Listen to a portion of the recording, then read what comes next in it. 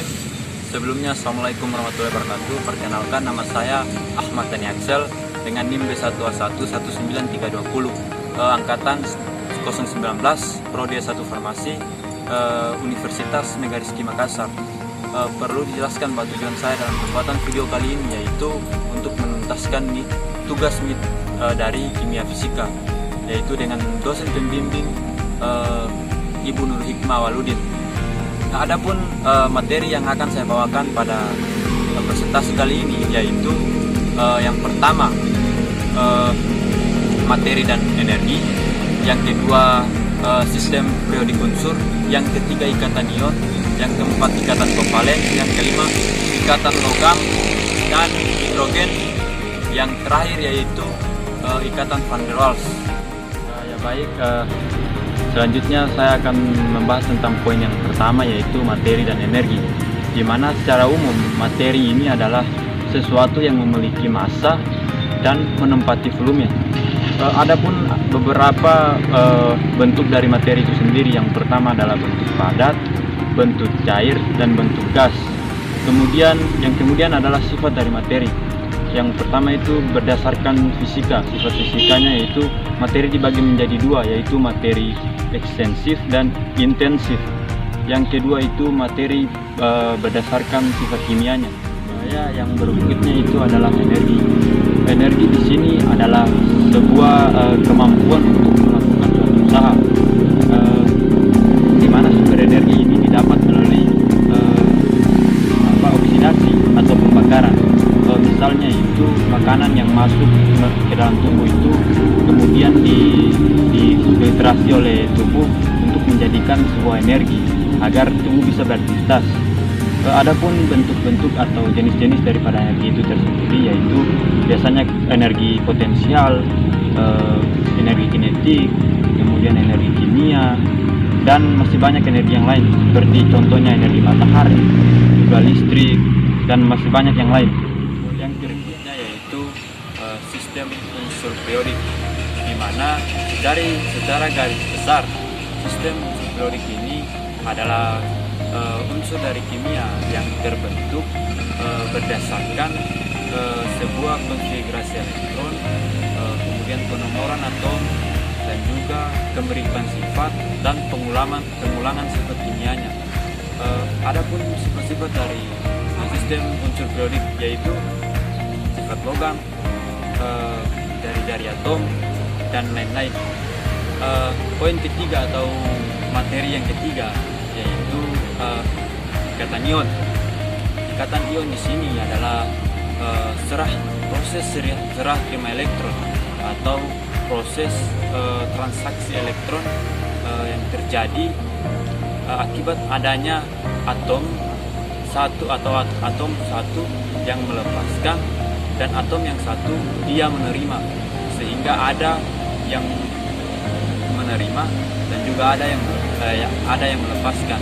Di mana yang menerima di sini itu disebut atom dengan sifatnya non logam, sedangkan yang melepaskan itu atom yang disebut sifatnya yaitu logam.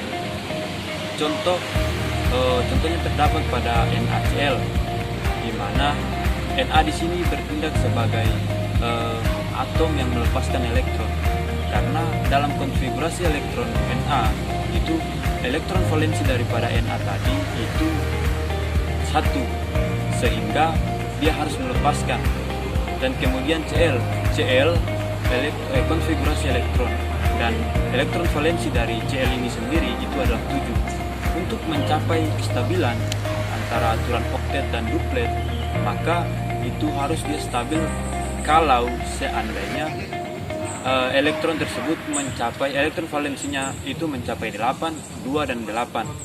Jadi kita lihat lagi, berhubung karena elektron valensi dari masing-masing atom tadi belum mencakupi 8 atau 2, maka harus ada yang melepaskan dan harus ada yang menerima. Untuk apa? Hal ini bertujuan untuk mencapai sebuah kestabilan daripada aturan oktet dan duplet tadi. Selanjutnya yaitu ikatan kovalen. Ikatan kovalen sendiri adalah salah satu jenis ikatan kimia yang terjadi atau yang terbentuk akibat adanya penggunaan elektron secara bersama dari atom-atom yang saling berikatan.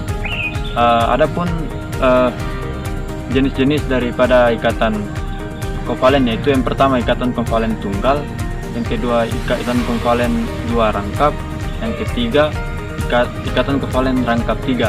Di mana ikatan kovalen rangkap tunggal di sini yaitu dia menggunakan atom sepasang dari atom-atom yang berkaitan. Yang kedua yaitu dia menggunakan dua pasang elektron untuk atom-atom yang saling berikatan, dan yang ketiga dia menggunakan 3 pasang elektron untuk atom-atom yang saling berikatan. Yang selanjutnya yaitu berdasarkan kepolaran atom. Ikatan kovalen dibagi menjadi 2, yaitu ikatan kovalen polar dan non polar. Di mana ikatan kovalen polar ini dia lebih cenderung kepada atom-atom yang saling berikatan, sedangkan yang non polar dia lebih cenderung kepada ikatan yang sama kuat. Pada materi selanjutnya yaitu ikatan logam. Ikatan logam ini adalah ikatan antara atom logam dengan atom logam, di mana ikatan ini terbentuk atau terjadi akibat adanya gaya tarik menarik dari ion-ion positif logam dengan elektron yang bermuatan negatif, atau biasa disebut dengan elektron yang bergerak bebas, atau elektron ini juga biasa disebut dengan elektron Dot dan Lorentz, di mana elektron ini adalah penemu dari Dot kemudian disempurnakan oleh Lorentz sendiri.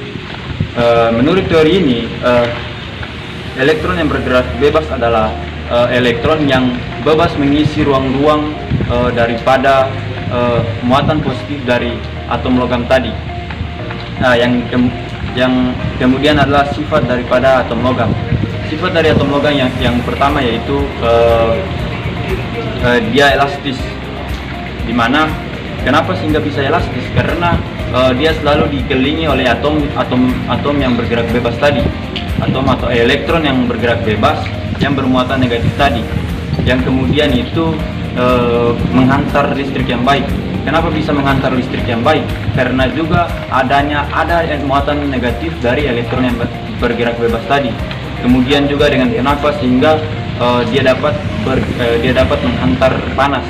Itu juga karena adanya muatan negatif yang bergerak baik tadi. Yang kemudian itu dia dapat memantulkan cahaya. Kenapa dia bisa memantulkan cahaya? Karena ketika cahaya merespon kulit terluar daripada atau elektron valensi daripada atom Na itu, maka salah satu atom Na atau konfigurasi elektron itu dia keluar menuju ke kulit yang paling keluar, kemudian menyerap cahaya atau energi yang masuk. Kemudian dia akan balik lagi ke tempat semula untuk memantulkan cahaya tersebut. Materi yang selanjutnya yaitu ikatan hidrogen. Ikatan hidrogen sendiri adalah ikatan yang memiliki atom H, kemudian ia berikatan dengan atom yang keelektronegatifannya sangat tinggi, misalnya atom F, O, dan N. Contoh daripadanya ialah ikatan H yang berikatan dengan atom F, dia menjadi HF, kemudian atom H yang berikatan dengan O yang kemudian menjadi H2O, yang selanjutnya atom H yang berikatan dengan atom N yang menjadi NH3.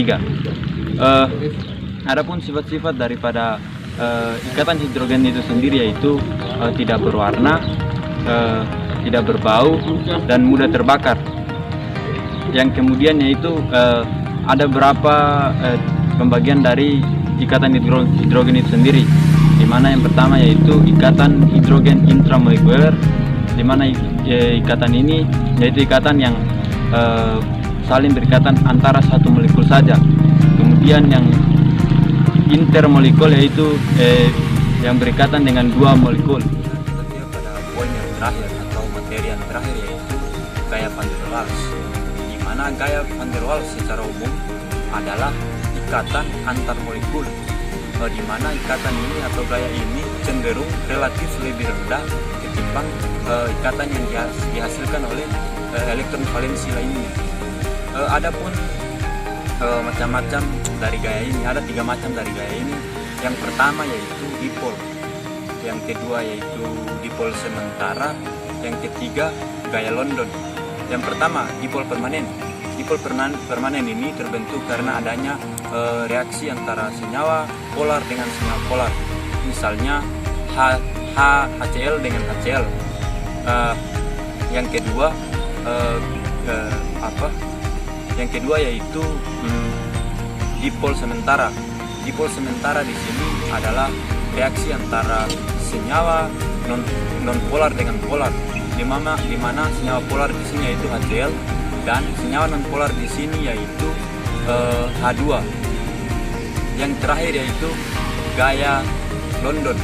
Gaya London ini adalah gaya yang dihasilkan dari reaksi antara senyawa non polar dengan senyawa non polar, di mana contohnya H2, contoh sederhananya yaitu H2 dengan H2. Ya, mungkin sekian video dari saya.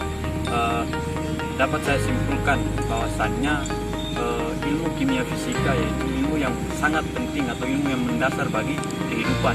Karena kenapa? Di sini saya ambil contoh adalah energi.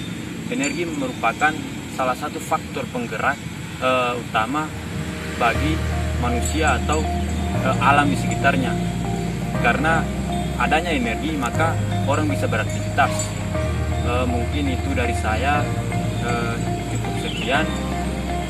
Saya ucapkan terima kasih banyak bagi guru pembimbing selaku penanggung jawab